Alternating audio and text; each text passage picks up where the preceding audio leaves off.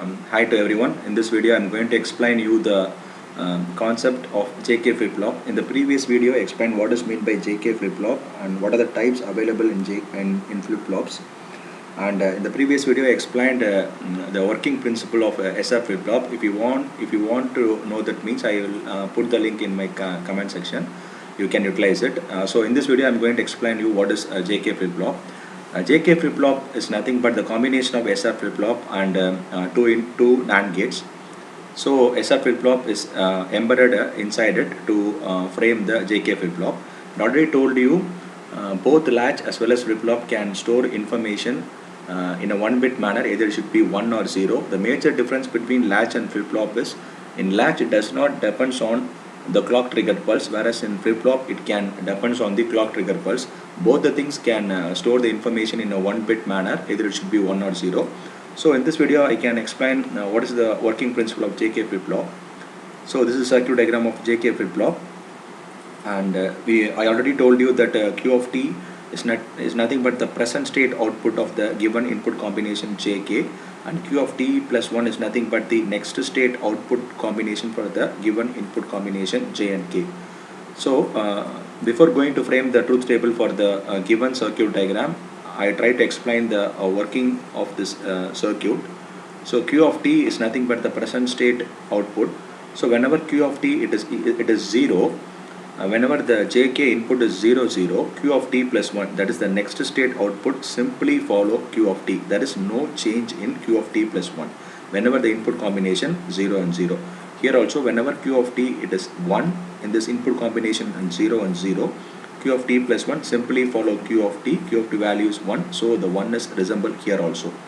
For the next input combination 0 and 1, in SR also S is nothing but set and R is nothing but reset. Here also in JK, J is nothing but set and K is nothing but reset.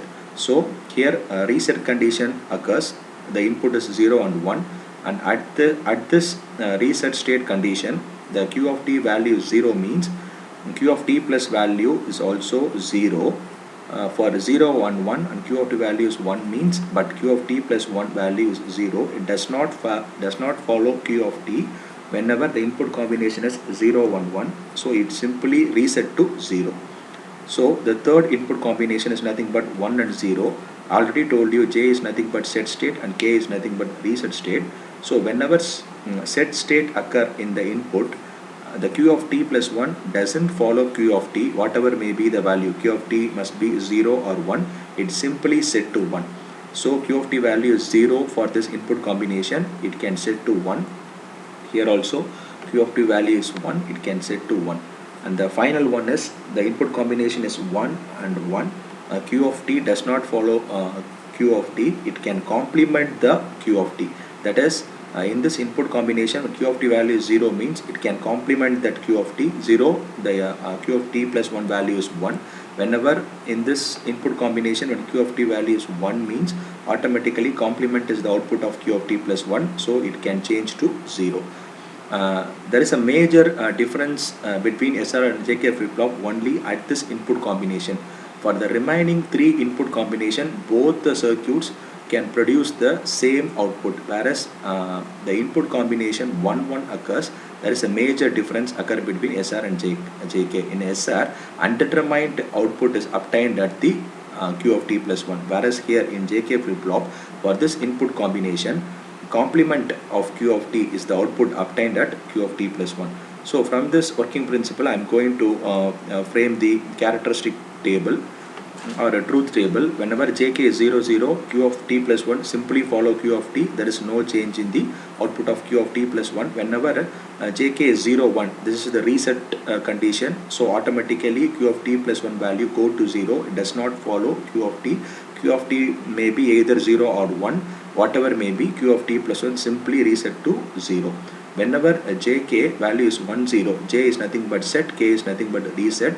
So in this particular input condition, Q of t plus 1 once again does not follow Q of t. It can set to 1. Q of t value either may be 1 or 0. It doesn't bother about that. It simply put 1 as an output.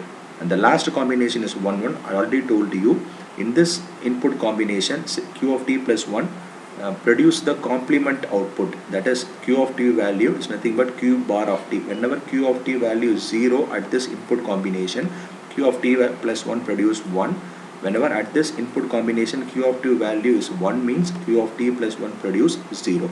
So this is the characteristic table of JK flip-flop. Next step, it is nothing but we are going to frame a state equation or final equation of the JK flip-flop. So before going to write the state equation or final equation, the truth table values or the working principle values is supposed to be put in this two variable K map to find out the state equation. This is the two variable K map. I'm going to find out what is the final state equation for q of t plus 1. You already know that q of t plus 1 is nothing but the next state output. Q of t is present state, it should be 0 or 1 combination. JK, I already told you there is 4 input combination 0 0 0 1 1 1 on 1 0. You doesn't write 1 0 and 1 1 here. This is the rule followed by K map. You are supposed to write 0 0 0 1 1 1 higher term and then lower term 1 0.